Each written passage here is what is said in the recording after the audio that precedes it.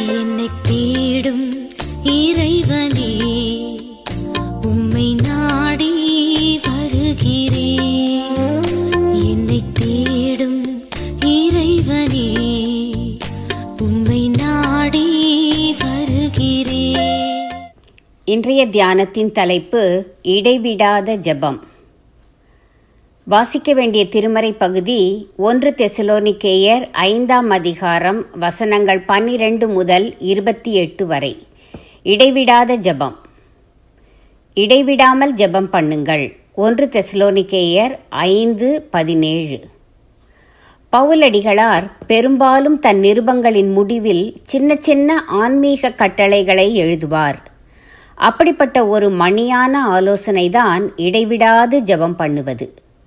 தூங்கும்போது தவிர மற்ற எல்லா நேரங்களிலும் நம் மூளை ஏதாவது ஒன்றை சிந்தித்து கொண்டேதான் இருக்கும்.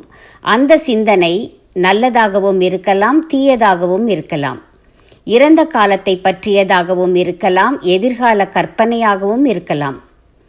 இந்த சிந்தனைக்கு மாற்றுதான் இடைவிடாமல் ஜெபம் பண்ணுவது. முழங்காலில் நிற்காமல், கண்களை மூடாமல் தேவனோடே பேசிக்கொண்டே நம் அலுவல்களை செய்யும் இனிய பணி இது. அதுதான் ஜெப சிந்தை என்றும் கூறலாம்.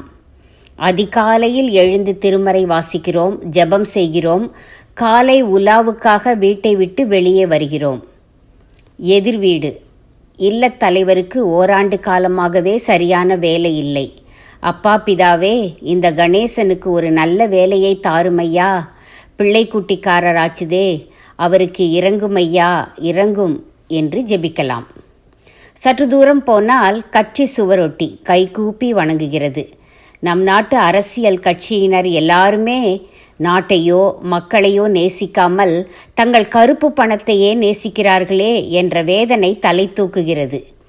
பரம தகப்பனே, எங்கள் நாட்டை ஆள தன்னலமற்ற நேர்மையான தலைவர்களை எழுப்புமையா என்றொரு ஜெபம். சமைக்கும்போது வாழைப்பூவை சற்று நேரம் உப்பிட்ட மோரில் ஊற வைக்கிறோம்.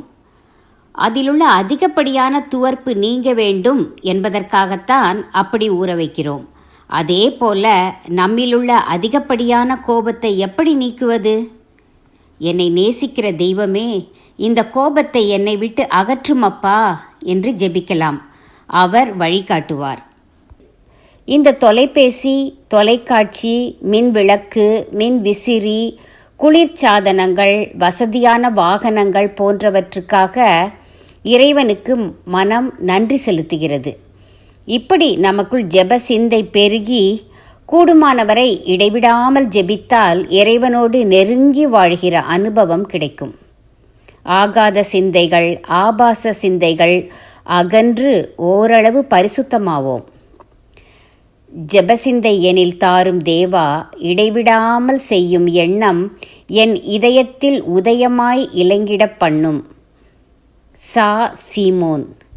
ஜெபசிந்தை எனில் தாரும் தேவா, இடைவிடாமல் செய்யும் எண்ணம் என் இதயத்தில் உதயமாய் இலங்கிடப் பண்ணும். தீர்மானம். தகாத சிந்தனை தாக்கும் போதெல்லாம் தலையை குலுக்கிவிட்டு குட்டி ஜெபம் செய்வேன்.